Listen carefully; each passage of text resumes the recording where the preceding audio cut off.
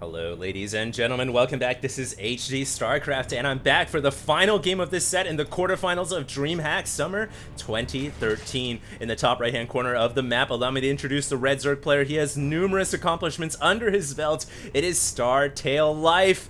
And his opponent is going to be the Swedish Terran, the blue Terran from Team Property. His name is Sjow, and he has been able to put up an amazing set of games so far against Startail Life. If I had to put my money down to start this set off, I wouldn't have put my money down on Sjow, but he is showing that he has the wherewithal, the skills, the abilities to stand toe-to-toe with one of Korea's finest.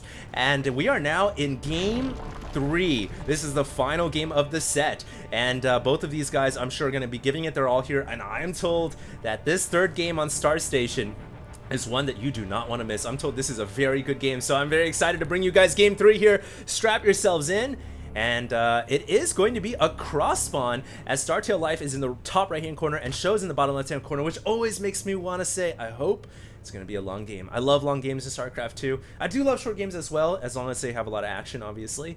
And long games I think are always fun because you have the ability, you have the possibility to see a back and forth, very close game. And hopefully that's what we'll see here on Star Station, as we can see Startail Life going over to the natural expansion, quickly throwing down a 15 hatch, and that is totally standard, by the way, guys. Usually you will see a Zerg player do 15 hatch, especially on this map. And Sjow is actually going to go for a CC first here, and you can't blame him. Star Station is a ginormous map with a ton of expansions. If there's a map that you are going to go CC first on, and boldly enough gonna throw it down at the floor of your expansion, not in the main base, I think this is a map to do it on. And really the only thing you're susceptible to is like a 6 pool or a 7 pool. And against something like a 6 pool or a 7 pool, even though you go 15 CC, you can still hold it off on a map this big. It's actually possible to do. So we'll see what happens, but I do like how both players have gone for quick expos, and Startail Life here is actually going to be going for a little bit of gas here, mining gas off of the main base. And so this game he wants to go for early Zergling speed again. And one of the beneficial things about having early Zergling speed is it allows you to deal with those Hellbats a lot easier. When you see those Hellbat drops coming in, you can immediately rally your Zerglings to the point of the landing drop and deal with those Hellbats. So that might be one reason why he's getting it, but I think the other reason too is because a lot of times as a Zerg player, speaking as a Zerg player, if you have Zergling speed, you feel that much safer. You know you're not going to lose to like a Hellion run by, and you know you can deal with any early shenanigans that the Terran player puts out. So it's just a nice upgrade to have in the early game, and it really doesn't cost Startail Life all that much to get it down. Just a few extra drones or maybe a slightly earlier third expansion, but it's not a big deal. Meanwhile, we do have another factory actually coming up for Sjow here. Factory straight at the front door. And usually he's been putting the factory and the starport back here, but I think because he went for a 15cc, he wants to be safe rather than sorry, and he's going to throw the factory at the front to make sure that his setup is basically Zergling proof. And it is going to be Zerg proof. Very nice Tetris here, borrowing from the Protoss handbook. We've got a supply depot, a factory, a barracks, and then the add-on to finish it all off. One Overlord scooping in a look, and isn't going to see anything too crazy. And really from this, Life can just say, oh, okay, I'm going to need to get a third hatchery pretty soon once I get my natural saturated. And it looks like he's going to be bringing out, there we go, third hatchery coming down right away as soon as he scouts out the 15cc. Factory is actually lifted up here, and I think the reason here is Sjow needs to put the factory on the reactor. And yeah, it's a little risky because he doesn't know how many Zerglings are out there, so it's always a tense moment. And you can see he immediately replaces the gap with the supply depot because he just doesn't know how many Zerglings are actually out there.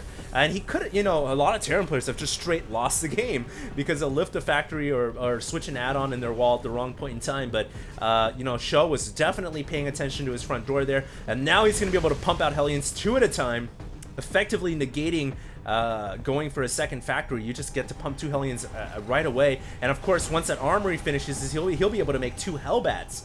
And so now he doesn't have to worry too much about Zerglings anymore, and finally he'll be able to peek out, grab the Xel'Naga Tower, and see for himself what is going on in the middle of Star Station. What kind of units is my opponent fielding?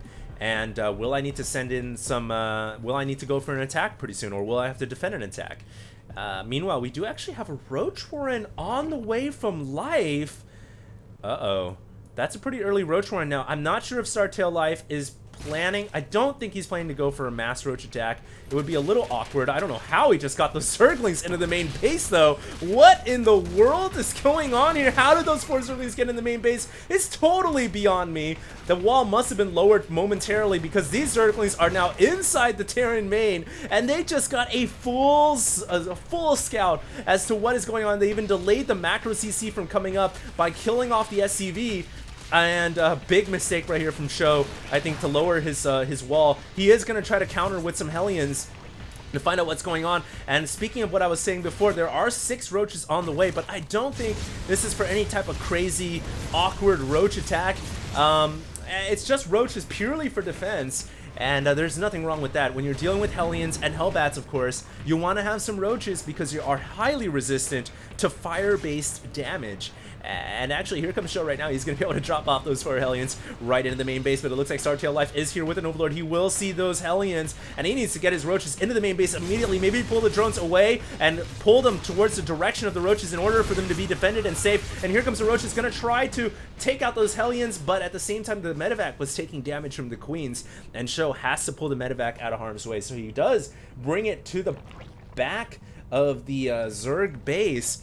And that's always kind of a threat because you never know when it can come back in and drop again. And here comes Sjow, actually, speak of the devil, dropping with Hellbats, but right into the thick of things, and really only able to kill off a few drones there. Just 2 drones going down, not a whole lot.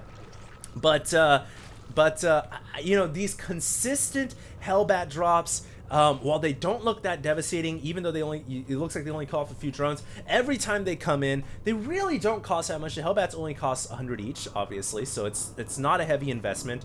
And killing off, if you can kill off just 4 drones, in effect, it really kind of pays off for the Hellbat. That's assuming the Medevac doesn't die. But really, if you count for the fact that those 4 drones, you know, what their potential income would have been, it definitely adds up. And so, those Hellbats dropping in are very dangerous. One reason why Blizzard just went ahead and said, oh, we're going to nerf them now. But yeah, here comes some Zerglings from Startail Life. He is going to try to disrupt the 3rd expansion. No, actually going to try for the natural, but gets blocked off by the supply depots. And is going to have to get out of there. Meanwhile, Hellbat's also dropping down as they were coming over to the Zerg base, but decide instead to roast up some Zerglings. And, you know, why not? As soon as the Hellbat shoots out a flamethrower shot, it is guaranteed to kill off a Zerg unit. It does 30 versus light by default. It does not need Blue Flame prior to the patch. Meanwhile, speaking of all those Hellbats and Hellions, there are still 4 hiding up in the top right-hand corner. Startail Life obviously having a Queen here to deal with that, and the Queen immediately going after the Medevac, kills off the Medevac, but these 4 Hellions are in the Zerg main, and not much Startail Life can do about this. He is losing more drones, and every time those drones go down, it just adds up to the injuries that the Zerg player has to deal with. And you're looking at the supply now, and once again, as Startail Life is playing a pretty low supply game against Property Sjow. And he's only got 115 supply. Show's got 135. And I just don't understand why life supply is just so radically lower than it should be. And, you know, some of it, obviously, I got to compliment Show's macro, very good. Macro orbital early on in the game, and his pumping out from the barracks and factories have been extreme. But the other thing, too, like I said before, I think it's because Startail Life is playing with Zerglings and mostly Zerglings here. And really, his army supply, it doesn't get eaten up that much by Zerglings and Banelings, so that could be why. Here he goes, though, trying to run in, trying to do damage, but there are a lot of Marines and Marauders and some Hellbats here, and Widowmines as well. The Widowmines got to get underground, but they aren't able to get underground in time, so they cannot launch their Sentinel missile payload, and Sjow has to back off the creep, realizing, hey, I just lost most of my mines. I only have 1 left underground here. probably best to play it safe rather than sorry, but he does have a medevac coming around the backside. This time it is loaded up with 8 Marines. The Marines are +1/+1 with stim pack and combat shields. They are going to drop, no combat shields, excuse me. I thought they had combat shields. It looks like Sjow might have forgotten that upgrade. A huge mistake here for him if that's the case, and he is going to be able to kill off a few drones, and he's going to have to get out of there immediately. Meanwhile, also pushing over here, trying to get a mine between that crevice. That would have been a nice spot for the mine to hide in, but unfortunately it is picked up before it can get underground.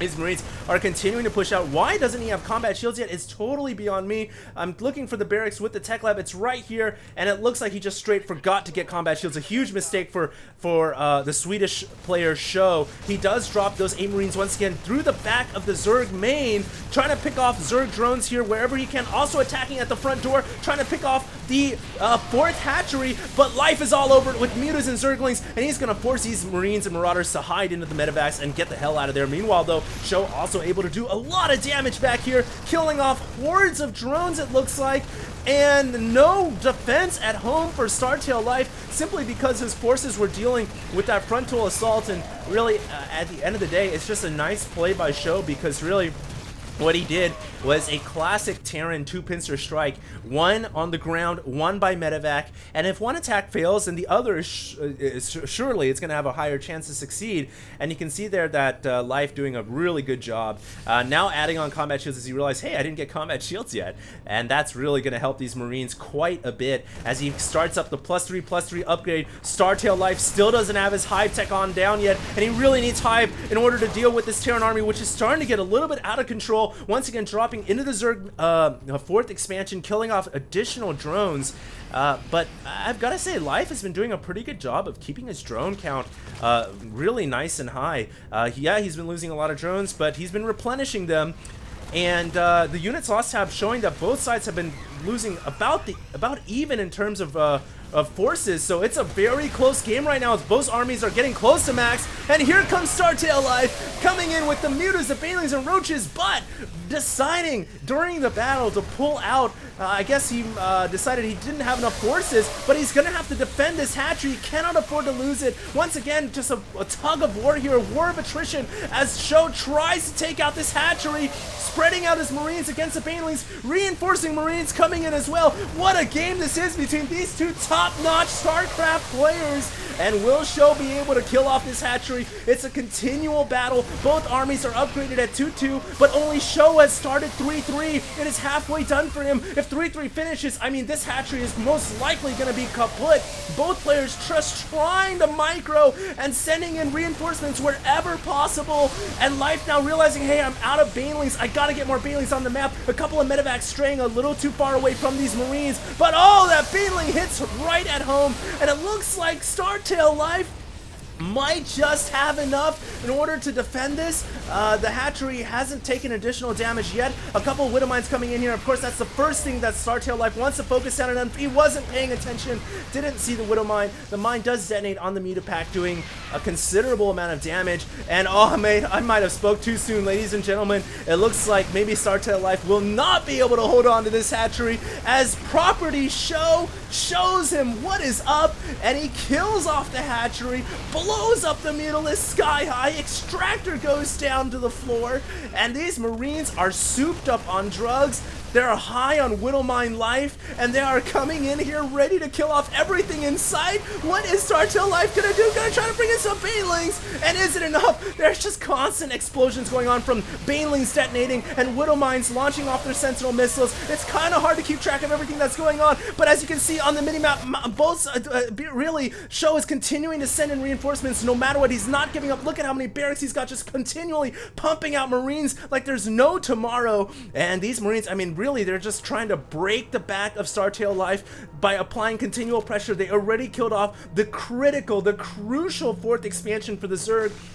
And right now, Startail Life is trying to get a new expansion up, but really, even if he gets this up and operational, guess what? Sjow's already got his 4th down, so Sjow right now is in a beautiful spot. He's got the supply edge, he's got the upgrade advantage as well, and he's got the base advantage. I mean, if Startail Life can somehow pull this off, this would be a miraculous win for him, and in my eyes cement him as one of the greatest Zerg players of all time. Can he do it? He's coming in here with the Mutas and the Zerglings. He does clean up this Terran army, but reinforcements arrive. 3-3 Marines are difficult as hell to deal with, but one thing that the Zerg can do is get rid of these medevacs, and all of a sudden the Marines don't seem so tough anymore, but nevertheless they are still, you know, they're still actually pretty tough. Even without medevacs, they do a lot of damage to Mutalisks, and without Banelings, you can't really fight off just pure Marines here. And you can see that Sjow is actually attacking multiple angles here, going to try to escort these two Widow Mines so he can plant them down. He does get the Widow Mines planted down. That's a great spot for those mines to be, because they will pick off any reinforcing troops that come from the main and the natural to assist at this hatchery. Beautiful spot for Sjow right there. He's also going to try to get these Marines out. Oh, what a save! What a save! That medevac coming in, hero medevac, and brings those Marines out, even though they end up all dying regardless. I mean, what a save right there. That was pretty G. And Sjow now coming in, more continual tug of war just going on between these two players. Units lost, showing 21,000 resources have been lost for the Zerg, 17,000 have been lost for prop Sjow. And APM, EPM I should show you guys actually. As you guys can see, the Zerg much higher than Sjow. Sjow is actually known more as a low APM player, but you can see his decision making is spot on. Doesn't matter how much APM you have, as long as you make the right decisions and you make those actions effective. And you can see Sjow here distracting the Zerg army behind the mineral line, but I might have bit off a little bit more than he can chew here. That is a lot of Mutas and Zerglings, and I think Startail Life might have the upper hand here. He is going to try to overrun the Terran army, and he is going to have enough. Wow, look at how many Mutas there are in the sky. 28 Mutalisks somehow coming out almost out of thin air, and that is a little bit too many Mutalisks for the Terran to deal with. You can see Sjow now getting backed up a little bit, getting pushed back home. Widowmine does detonate on those Zerglings, and his Marines now are getting a little bit overpowered by these Mutas. That is just so many Mutalisks, and what kind of upgrades do these Mutas have? They are at 0-0 against 3-3 Marines, but just the raw numbers of Mutas are just ripping through everything. But this might be a little bit too much for Startail Life. He is fighting against 3-3 Marines, and this is not cost effective for Life at all. I mean, yes, he just burned through the Marines, but he is taking a lot of damage there, I feel like, although he is still continuing to push on. Reinforcements coming in here. Startail Life, this could be the lucky break he needs. He is still picking up Marines, not allowing the Marines to get up to critical mass, and every time he moves in like this and he doesn't allow those Marines to build up to a number like 10 or 12, these Mutas, it doesn't matter that they're fighting 3-3 Marines, because he's able to pick them off before they can do significant damage, and these Mutas and Zerglings are just continuing to push in. They're now inside the Terran main base. How is this possible? What the hell did Life just do? What did he just drink? Because he is, I mean, it looks like he's on steroids right now. He just pushed all the way from, you know, losing his 4th expansion into the Terran main and natural expansion, and he is ripping through these SCVs like that's nobody's business. A lot of SCVs have gone down now, and I mean, the tables just turning like that. I mean, this is a miracle. I don't know how Life just pulled this off, but he straight up pulled up his pants, strapped on the belt, and said, I'm going for it. And he, I mean, wow. Sjow is going to lose this game, I think. These Mutas and Zerglings are just proving too much for the Terran to handle. And unbelievable game. I mean, it's not over yet. If you look at the supply, it's only 116 to 97. Sjow is not out of it yet, but he has lost a lot of SCVs. He just needs, oh, that Widow Mine was devastating.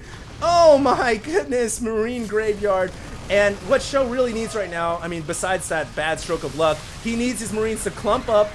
He needs to build up a squad and start to micro these Marines. That's exactly what he needs to do. Get away from those Banelings. Very nice micro right there. But additional Banelings are coming in. He needs to focus those Banelings down. Widow Mine's also getting underground. Will they be able to get underground in time? No, they were not. These Mutas are just continuing to back up the Zerglings and Banelings wherever possible. Just really nice play so far by the Zerg player. But I think that's about as far as it goes. I think Sjow has been able to hold it off. Now I'm looking at how many harvesters. He's got 30 harvesters. I don't think he's out of the game yet. Don't forget, he's muling like crazy from this expansion as well, which Startail Life has no idea that expansion is actually mining. So I don't think Sjow is out of it, I think he has been able to hold off this counterattack. Oh, but he can't get the Widow Mines down underground in time yet again. Absolutely devastating. Meanwhile, Startail Life is mining out of the 9 o'clock expansion. Life doing a good job of saturating that exfil right away. Also bringing in his Banelings and his Mutalisks. And Sjow in some trouble again, but he's got enough Marines here, I think, to push these Mutas away.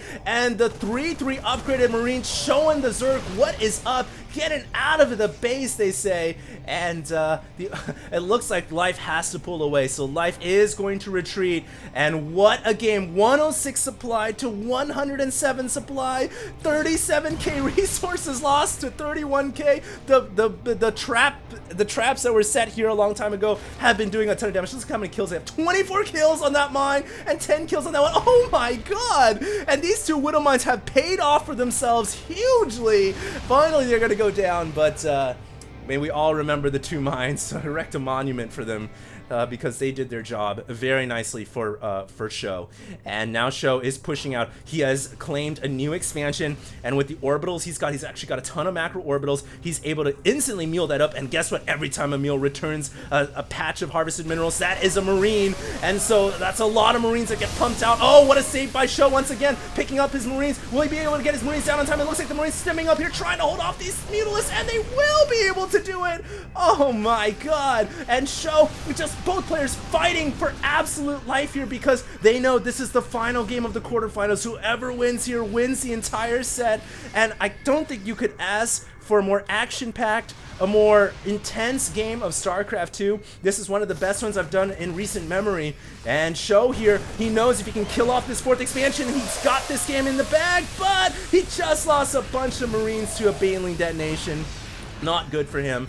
And he's been doing so good so far of just avoiding those Banelings, I feel like. And he is going to go in once again with more reinforcements coming in. Will Startail Life be able to hold this off? He does bring the Banelings in through the crack and crevice between the extractor and the mineral line. Both players just trying to micro for dear life, for everything they've got. And it looks like Sjow is going to be able to kill off the extractor, but that's not the key point here. He wants to kill off the drones or even the hatchery. It looks like he spread his Marines out quite well, bringing in reinforcements again with the stim. And wow, what a game of StarCraft 2 this is. What a treat, ladies and gentlemen. Life does get into the expansion, and bye-bye drones. Sjow kills them all off, and just like that, the Zerg is now down to only 34 harvesters, and Startail Life calls GG. He says, well won, and Sjow is victorious.